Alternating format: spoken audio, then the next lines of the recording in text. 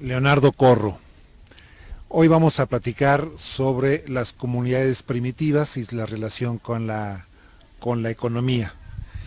El modelo de producción de las comunidades primitivas era un modelo principalmente de cooperación. Estamos hablando de cuando los primeros pueblos empiezan a ser agricultores, dejan de ser cazadores recolectores, cuidan a sus rebaños, sus animales, etcétera.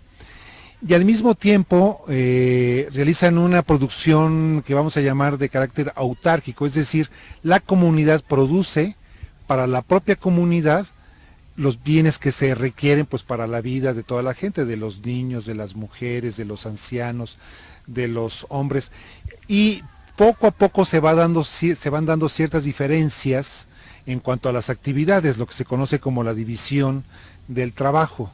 Van a aparecer en su momento los que guían a la comunidad, que son identificados como muchas veces como una figura sagrada, una persona que ha sido elegida por la propia comunidad, pero también por los propios dioses o lo que consideran el espacio sagrado, que de alguna manera ha revelado que esa persona es la más adecuada. Es un liderazgo todavía intuitivo, es un liderazgo natural con la propia especie, donde de alguna forma la persona que tiene una visión más amplia les da más seguridad a la comunidad, etcétera, empieza a ejercer esas funciones de gobierno.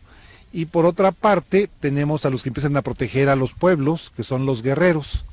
Entonces muchas veces estos sectores se empiezan a separar de tal manera que el pueblo en general produce, los hombres principalmente. Las mujeres sabemos que en las comunidades primitivas son las que organizan las actividades agrícolas, las primeras actividades agrícolas. Los hombres siguen haciendo actividades de caza y de recolección, pero gradualmente se van quedando ya más tiempo dentro de sus propias comunidades. Y finalmente todos los bienes se reparten de manera ni siquiera equitativa, sino de acuerdo a las necesidades de cada una de las personas que están integrando la comunidad. En este momento vamos a platicar sobre el fenómeno del esclavismo en la vida económica en la historia de la humanidad. El esclavismo se origina desde etapas muy tempranas y podemos decir que a la fecha se continúan dando situaciones donde el esclavismo sigue funcionando. Es lo que se ha denominado ahora la trata de personas, las prácticas de esclavistas en algunos otros lugares donde se realizan trabajos forzados, etcétera. Me voy a referir en el momento en que surge. Los pueblos originarios sí compiten por ciertos territorios, por ciertos recursos, por ciertos bienes, y muchas veces entraban en conflicto entre ellos. Conforme los pueblos van evolucionando sus propias estructuras internas, fundamentalmente para la propia defensa, también lo van haciendo para atacar a otros pueblos y así poder ganar territorios. Estamos en una época donde todavía el instinto primitivo, el instinto animal es muy fuerte.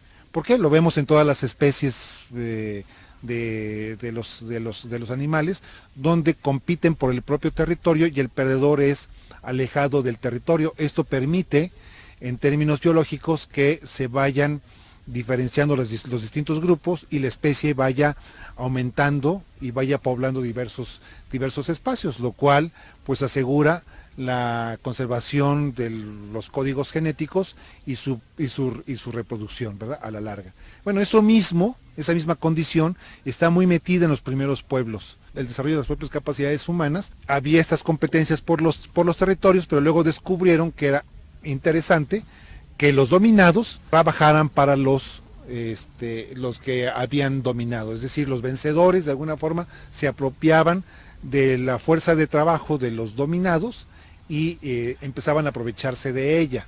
Eran obviamente trabajos forzados, obligados, etcétera. Muchas veces con ciertos fundamentos religiosos, políticos, que le daban cierta justificación al fenómeno, pero eso es lo que origina, digamos, las esclavitudes originales en los propios pueblos.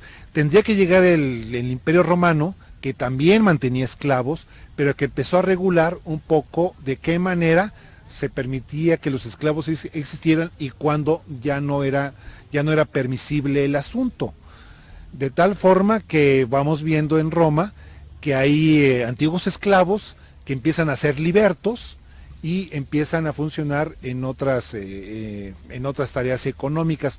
También pasó eso, ya había pasado antes, con los griegos, el famoso meteco, que es el comerciante, que originalmente era un esclavo también, ¿no? Un esclavo que de pronto es liberado y entonces se dedicaba a realizar actividades comerciales principalmente. Ya estamos hablando de una división social del trabajo con altos niveles de evolución y donde se van separando de alguna manera lo que es la gente que está obligada a realizar un trabajo, aunque no sea de su gusto y no sea de su necesidad, en función de los intereses de otros grupos que los están dominando.